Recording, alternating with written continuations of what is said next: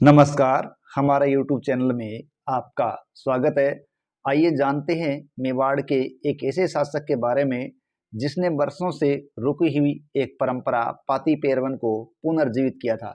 दरअसल पाती पेरवन एक ऐसी परंपरा थी जिसमें विदेशी शक्ति से लोहा लेने के लिए सभी देशवासी राजाओं को इकट्ठा किया जाता था। तो इसी विदेशी शक्ति का मुकाबला करने के लिए राणा सांगा ने बाबर का मुकाबला करने के लिए अन्य सरदारों, सामंतों, शासकों को पत्र भेजा था। वही पाती पेरवन उसने पुनर्जीवित किया।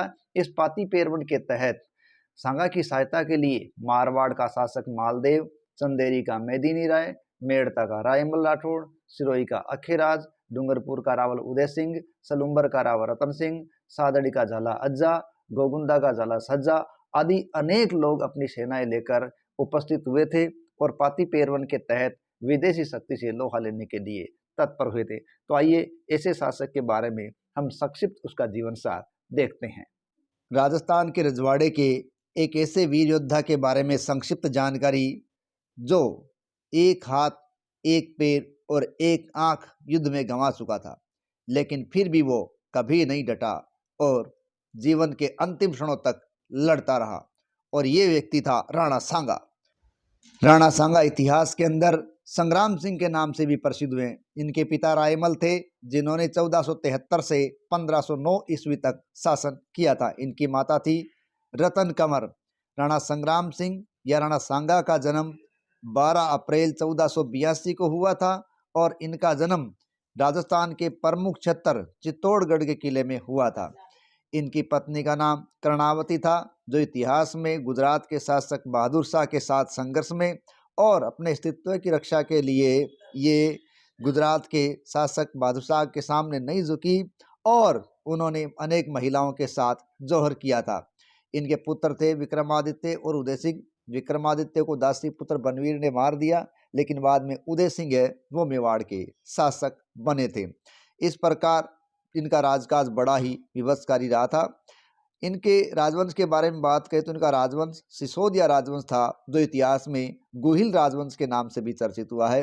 राणा संग्राम सिंह का शासनकाल 1509 से 1528 तक रहा है। इन्होंने अपने जीवन काल के अंदर अनेक युद्धों का सामना किया था। इन युद्धों के अंदर प्रमुख रूप से नाम लिया जाए तो गागरोन का युद्ध, खातौली का युद्ध, ईडर का युद्ध, बयाना का युद्ध और खानवा का युद्ध। इनको ज़्यादा हानि का सामना खातौली के युद्ध में करना पड़ा था। इसमें इनके कई अंग खराब हो गए थे। इनकी मृत्यु 30 जनवरी 1528 को कालपी के मैदान में हुई थी, जब ये खानवा का संघर्ष करने के रूप में घायल हो गए थे। यह महाराणा प्रताप के दादा थे, जिनको इतिहास में कोई स्थान नहीं मिला जिसके ये काबिल थे। इनका संपूर्ण जीवन अपने राज्य और अपने लोगों की सुरक्षा के लिए लगा हुआ था। राणा सांगा या सम्रांग सिंह ने इब्राहिम लोदी, महमूद खिलजी और मुगल शासक बाबर के साथ लड़ाइयाँ लड़कर इतिहास में अपने आप को अमर कर दिया था। इतिहास से पता चलता है कि इन्होंने अपने जीवन काल के अंदर अनेक युद्ध लड़े थे और ये युद्ध है वो करीब 100 के करीब भी बताए जाते हैं और कहते हैं ये अपने अंतिम युद्ध में ही हारे थे, बाकी किसी युद्ध में ये नहीं हारे थे।